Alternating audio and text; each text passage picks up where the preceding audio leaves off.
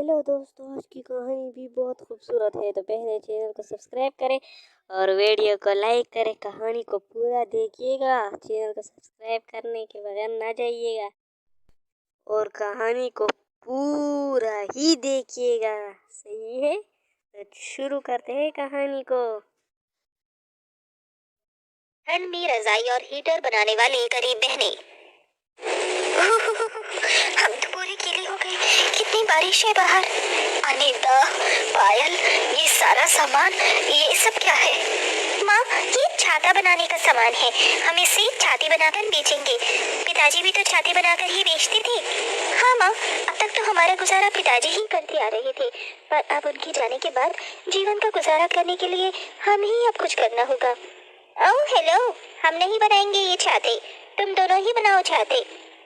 साक्षी बिटिया, अगर हम सब मिलकर छाते बनाएंगे तो हमारे छाते भी अच्छे बिकेंगे। माँ, आपको बनाना है तो आप बनाइए, हमें तो बस किसी अमीर घराने में शादी करके रानी की तरह अपना जीवन बिताना है। साक्षी कोमल अपने कमरे में चली जाती है। मेनका मदनपुर गांव में अपनी इन 4 बेटियों के साथ अपने घर में रहती है। कुछ दिन पहले ही एक दुर्घटना के चलते मेनका के पति की मौत हो चुकी थी। मेनका का पति भी छाते बनाकर गांव में बेचने का काम करता था। साक्षी, कोमल ये बहुत ही घमंडी किस्म की लड़कियां थी। पता नहीं साक्षी कोमल क्यों ऐसे है, वो क्यों इस घर में किसी का साथ नहीं देते। तो दोस्तों, आगे हम देखते हैं कि क्या होता है आगे कहानी में।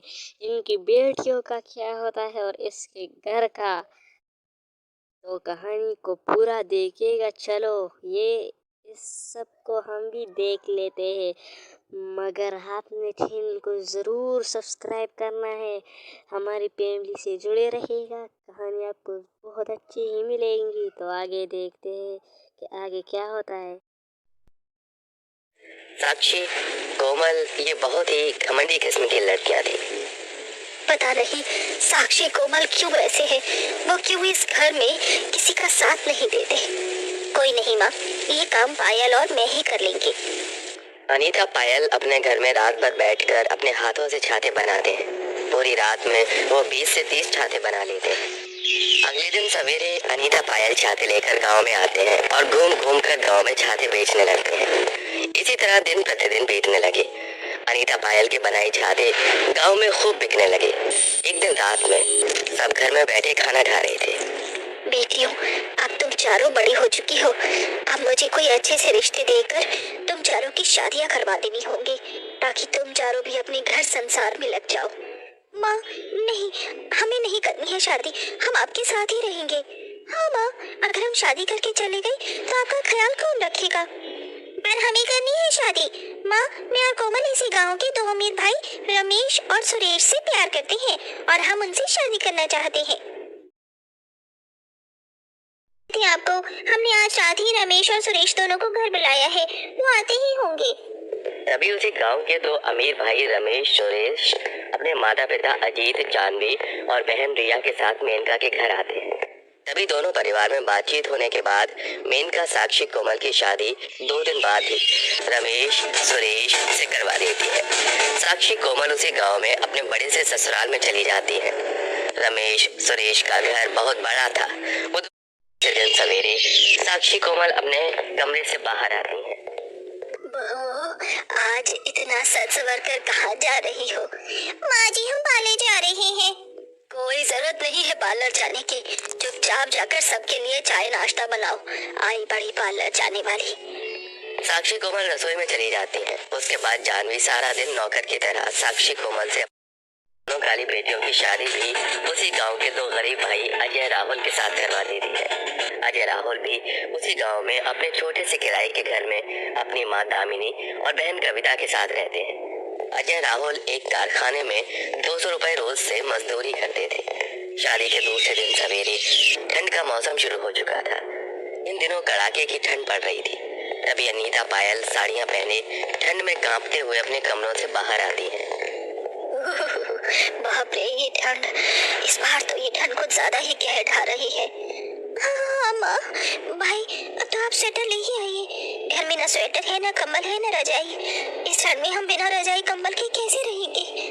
दामिनी बहुत गरीब थी। उसके घर में न रजाई थी, न कंबल थे, न किसी के पास स्वेटर थे।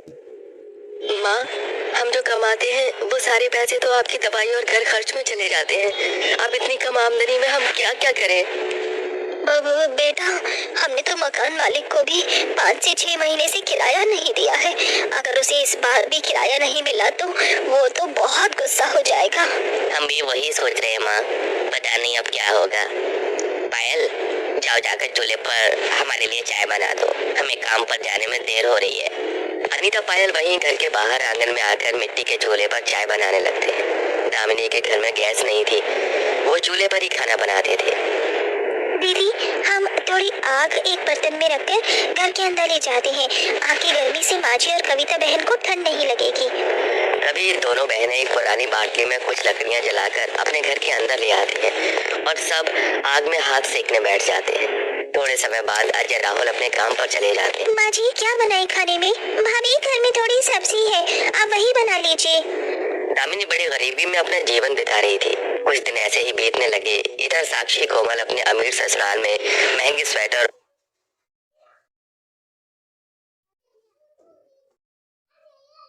और कीमती कंबल में रहकर बड़े मजे से अपना जीवन बिताने लगी। और इधर अनीता पायल बाहर ठंड में कांपते हुए मिट्टी के चूल्हे पर खाना बनाने लगी। कुछ दिन ऐसे ही बीत जाते हैं। एक तो आगे भी देखते हैं कि आगे इन दोनों बहनों का होता क्या है। तो आगे देखने के लिए तैयार हो जाइए।